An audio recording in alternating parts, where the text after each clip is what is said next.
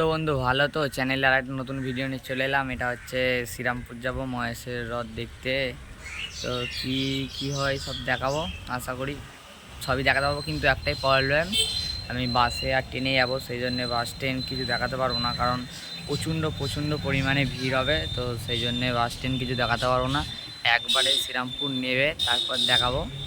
প্রচণ্ড ভিড় হবে, যদি না থাকে আমি তাহলে দেখানোর চেষ্টা করবো, যেটুকু পারবো দেখানোর চেষ্টা করবো। যদি ভিড় থাকে কারণ দেখাতে পারবো না, কিছু করার নেই সেটা আমার। কারণ ভিড় থাকলে আমি দাঁড়াবো না, ফোন বের করে ভিডিও করবো। তোমরা বলো, চলো যেখানে যেটা পারবো দেখাবো। মহাপ্রভু জগন্নাথ বলরাম এবং সুভদ্রাকে নিয়ে যে রথ আমাদের এই মুহূর্তে ক্যাম্পের সামনে দিয়ে যাচ্ছে আমরা দেখতে পাচ্ছি। আমরা কিছুক্ষণ আগেই বলছিলাম যে আমাদের এই মাহের জগন্নাথ দেবের রথে আমরা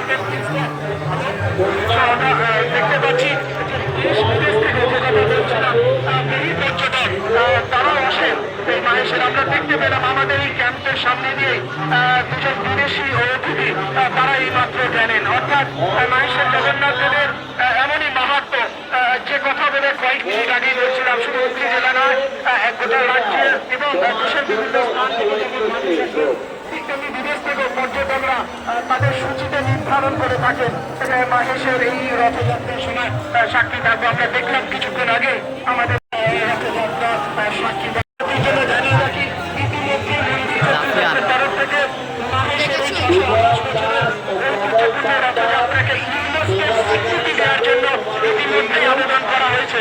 হয়তো এই তথ্য অনেকের কাছেই অজানা, আপনাদের যারা তথ্য পরিসংখ্যান নিয়ে চর্চা করেন, ইতিমধ্যেই মাহেশের জগন্নাথ দেবের রথযাত্রাকে ইউনেস্কোর স্বীকৃতি দেওয়ার জন্য সম্ভবত মন্দির কর্তৃপক্ষের তরফ থেকে আবেদন করা হয়েছে বলে সূত্রে খবর। যাই হোক, বাঙালি সন্ন্যাসী পুরীতে গিয়েছিলেন মহাপ্রভু জগন্নাথ দেবকে নিজের হাতে রান্না করে মহাপ্রসাদ দেবেন বলে, কিন্তু সেখানকার সেবাইকরা ধ্রুবানন্দ মহারাজজিকে সেই সুযোগ দেননি। সেজন্য অভিমানে কার্যত তিনি অনশন শুরু করেছিলেন, আমরণ অনশন। এরই মধ্যে অনশনের তৃতীয় দিনে মহাপ্রভু তিনি স্বপ্নাদেশ দেন যে তুমি বাংলায় ফিরে যাও, বাংলার ওই ভাগীরথী নদীর তীরে মহেশের ওখানে তুমি অনশন করো, আমি পরে এক নিঃসন্দেহের কথা যখন বলছি আরেক তারিখে লাগছে যে মহেশের এই ভাগীরথী নদীর তীরে তিনটি নৌকা